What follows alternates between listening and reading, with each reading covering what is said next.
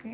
ஏன்னா இப்ப வந்து ஐலாண்ட் 2 அதுக்கான ஒரு விஎஃப்எக்ஸ் பட்ஜெட் மட்டும் அனௌன்ஸ் பண்ணும்போது 50 க்ரோர்ஸ் அப்படின்னு வந்து சொல்லியிருந்தாங்க. கம்ப்ளீட்லி ஹியூஜ் இல்லையா? ஸோ அதனால வந்து கேட்குறேன். ஒரு இம்மீடியட் ஸ்டார்ட்டா இருக்குமா இல்லைங்க, அப்படிங்கிறதுக்காக. இன்னைக்கு ஐலாண்ட் படத்தை பண்ணாலே அந்த தொகை வந்துருங்க. ம். நாங்கள் அன்னைக்கு பண்ணதுனாலையும் விஎஃப்எக்ஸ் கம்பெனி வந்து அஹ்,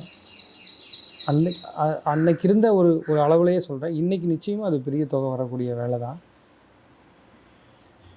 கதை ப்ளஸ் ஒட்டுமொத்தமாக நம்ம ப்ராஜெக்டை டிசைன் பண்ணி அதுக்கு அளவுக்கு ஒரு ஒரு ஸ்ட்ராங்கான பேஸை க்ரியேட் பண்ணிட்டு தான் அதுக்குள்ளே போக முடியும். ஓகே. ஏன்னா இந்த இது இவ்வளோ தொகை உள்ளே இன்வால்வ் ஆகிறதும் சரி, இவ்வளோ உழைப்பு உள்ளே இன்வால்வ் ஆகிறதும் அடுத்த முறை இன்னும் வந்து பெரிய வெற்றிகள் அது வந்து அடைஞ்சாதான் இதெல்லாமே டேலி பண்ண முடியும். இல்லைன்னா இந்த மாதிரி நம்ம முயற்சி பண்ணுற முயற்சிகள் கூட தொடர வைக்க முடியும்.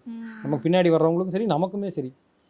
இது கொஞ்சம் வணிக ரீதியான வெற்றியும் இந்த மாதிரி படங்களுக்கு அவசியமாக இருக்குது. அதனால் ரொம்ப கவனமாக செய்யணும்.